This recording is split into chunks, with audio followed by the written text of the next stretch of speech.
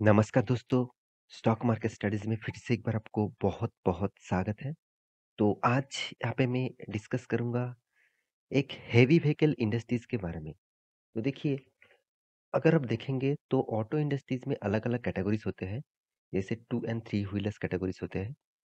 साथ ही साथ देखा जाए तो पैसेंजर व्हीकल्स भी होते हैं, साथ ही साथ हेवी व्हीकल्स भी होते हैं। तो मैं आज बात करूँगा हेवी व्हीकल्स इंडस्ट्रीज़ से एक कंपनीज़ के बारे में, जो मेरे सबसे पसंदीदा कंपनीज़ भी है।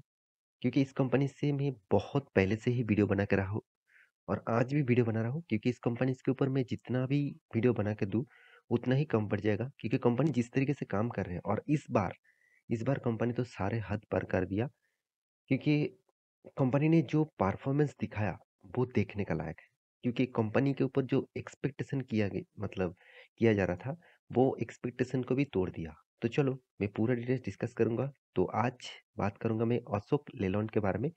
तो अशोक लेलैंड के बारे में डिस्कस करूँगा तो वीडियो को लास्ट तक देखना और जितने सारे दोस्त ने अभी तक सब्सक्राइब नहीं किया तो ज़रूर सब्सक्राइब कर लेना क्योंकि आपको daily basis stock market information, update, news, IPOs के बारे में इसी चैनल के माध्यम से मिलता रहेंगे।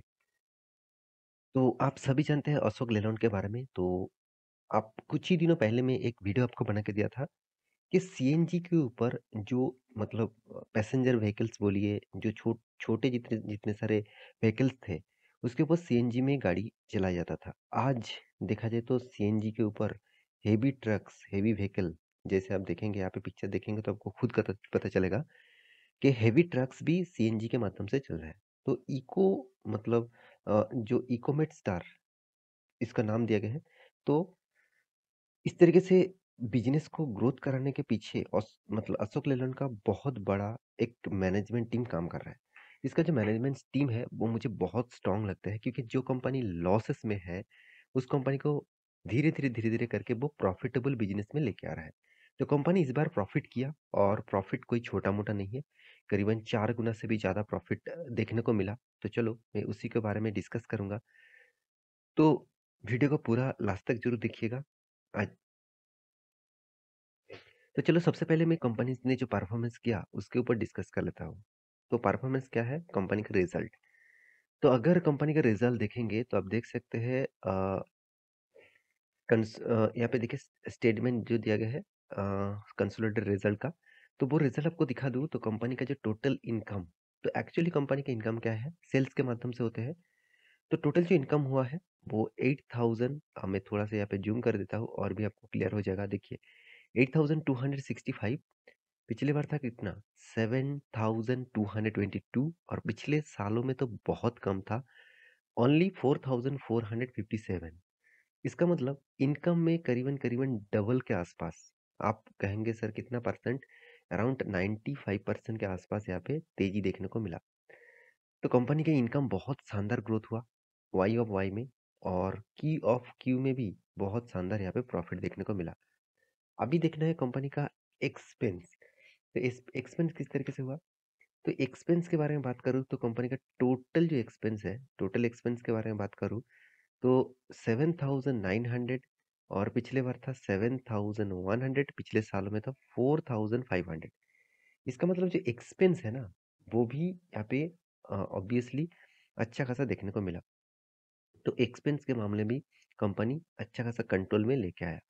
अभी देखना है कंपनी का टैक्सेस पे करने के बाद प्रॉफिट कितना है। देखिए जो कंपनी का टैक्सेस पे किया तो टैक्सेस किस लिए पे किया जाता है? तो मान के चलिए कंपनी का 100 मतलब 100 करोड़ का टोटल देखा जाए तो एक्सपेंस हुआ, उनमें से 90 करोड़ का एक्सपेंस हुआ, तो 10 करोड़ का प्रॉफिट हुआ। इसको आप प्रॉफिट नहीं कहेंगे, इसके साथ आपको टैक्स भी देना पड़ेगा, तो टैक्स भी पे करना पड़ेगा, उसके बाद हाथ में आएगा प्रॉफिट। तो टैक्स तभी दिया जाता है जितने प्रॉफिट होता है उसके बेसिस से टैक्स दिया जाता है। तो यहाँ पे टोटल टैक्सेस के बारी टैक्स पे करने के बाद कंपनी का प्रॉफिट एंड लॉस के बारे में बात करूँ तो आप देखेंगे तो 199 करोड़। तो अराउंड आप देखेंगे तो पिछले बार कितना था 68 करोड़, पिछले सालों में था 83 करोड़ का लॉस। तो लॉसेस कंपनी प्रॉफिट में आया और वो भी तगड़ा प्रॉफिट में। तो इसीलिए अर्निंग पर शेयर भी आप देखेंगे तो मैं आपको दिखा दूं। देखिए अर्निंग पर शेयर भी बढ़ चुके हैं। हाँ आप कहेंगे सर 0.68 क्या बहुत ज़्यादा है? बिल्कुल भी नहीं। फिर भी लॉसेस कंपनी अगर प्रॉफिट किया तो इससे बड़ी बात क्या हो सकते हैं? पिछली बार भी 0.23 था, पिछले साल में तो माइनस पॉइंट 0.28 था। तो कंपनी ने ये एस्टीमेट के हिसाब से देखा जाए तो एक अच्छा खासा परफॉर्मेंस किया। वाई ऑफ वाई भी तेजी दिखाया और क्वार्टर ऑफ क्वार्टर भी यहाँ पे शानदार ग्रोथ किया। और इसी तरीके से रिजल्ट होने के लिए आज के दिन स्टॉक में कितना शानदार रैली दिखाया आप देख सकते हैं। तो अभी इस पॉइंट को देखकर क्या इस कंपनी के ऊपर निवेश करना चाहिए? तो पहले कुछ पॉइंट्स आपके साथ शेयर कर देखिए कंपनी का एक बार डेटा देखा जाए तो कंपनी का जो रेवेन्यूज़ है, वो लगातार ग्रोथ तो हो रहा था कोविड के सिचुएशन से पहले। उसके बाद कोविड के सिचुएशन के बाद जो रेवेन्यूज़ था मतलब जो सेल्स का रेवेन्यूज़ था, वो डाउन हो चुके थे। अभी फिर से वो 2022 में ग्रोथ किया अराउंड 26,000 करोड़ के आसपास, 26,237 करोड़ के आसपास। तो कंपनी फिर से रिकवरी कर रहा है और कंपनी के नेट प्रॉफिट के बारे में बात करूँ तो पहले कुछ कंपनी शानदार प्रॉफिट कर रहे थे लोग कोविड के सिचुएशन से पहले।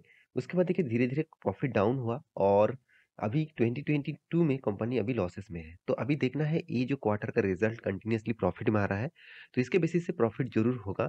तो कितना प्रॉफिट होगा वो तो दिखाई जाएगा। तो अभी डेप्थ के बारे में बात करूँ तो यही सबसे बड़ा वीकनेस है इस कंपनी का।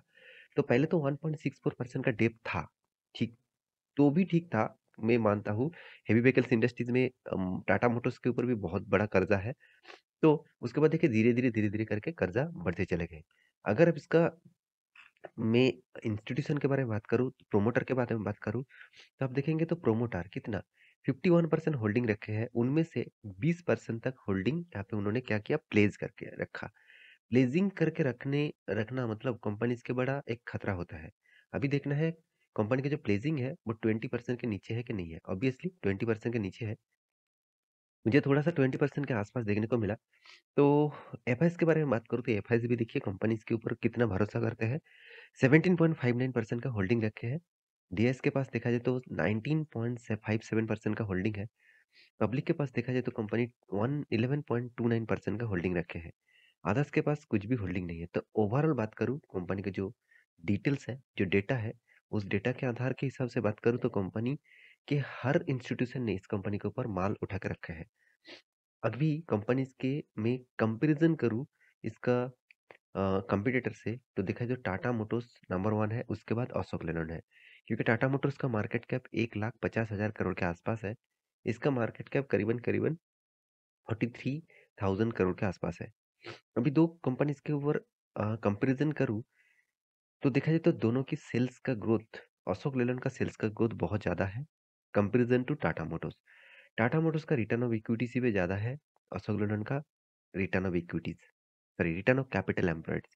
अभी देखा जाए तो डेप्थ के बारे में बात करूँ तो कंपनी का जो डेप्थ है टाटा मोटर्स का डेप्थ बहुत ज़्यादा है। अशोक लेलैंड का भी ज़्यादा है फिर भी टाटा मोटर्स से बहुत कम है।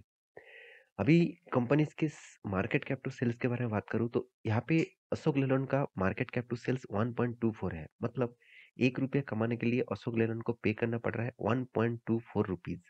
तो ये थोड़ा-सा मुझे हाइक लगा, फिर भी उतना ज़्यादा भी नहीं है। 1 रुपया के कमाने के लिए 1.24% कोई ज़्यादा नहीं है। तो कंपनीज़ के रिटर्न के बारे में बात करूँ, तो कंपनी रिटर्न आपको किस तरीके से दिया? उससे पहले क्वार्टर के रिजल्ट के बारे में बात करूँ, देखिए कोविड के बाद कुछ कंटिन्यूअसली कंपनी लॉस करते थे, फिर से कंपनी रिकवरी किया और इस बार सारे रिकॉर्ड को तोड़ दिया, जितने प्रॉफिट कंपनी आज तक कमाए हैं। तो कंपनी के रिटर्न के बारे में बात करूँ तो कंपनी देखिए 10 साल में 18%, 3 साल में 6% और सॉरी 5 साल में 6% और 3 साल में 23% का रिटर्न दे चुके हैं। कंपनी आपको एक्स्ट्रा बेनिफिट के हिसाब से क्या दिया? वो देखेंगे तो कंपनी आपको लगातार साल भर में डिविडेंड देते आए हैं, मार्च भी किया है, बोनस भी दिया है। अभी कंपनी के चार्ट पैटर्न के बारे में बात करूँ तो मैं आपको पहले भी एक 10 लाइन ड्रॉ करके दिया, 170 रुपीज़ के आसपास। ये जो रेंज है, ये बहुत स्ट्रॉन्ग एक रेजिस्टेंस के हिसाब से काम कर रहा है। अगर ये वो रेजिस्टेंस तोड़ता है, तो एक बड़ा अप मूवमेंट देखने को मिल सकता है। तो ये था स्टॉक का पूरा डिटेल्स। तो मेरे वीडियो कैसे लगा, ज़रूर कमेंट करना। इसी तरीके से वीडियो पाने के लिए चैनल को सब्सक्राइब भी करना। मिलते हैं नेक्स्ट नया स्टॉक लेके, तब तक के लिए अच्छे से रहिए, अपने ख्याल रखिए। Bye bye.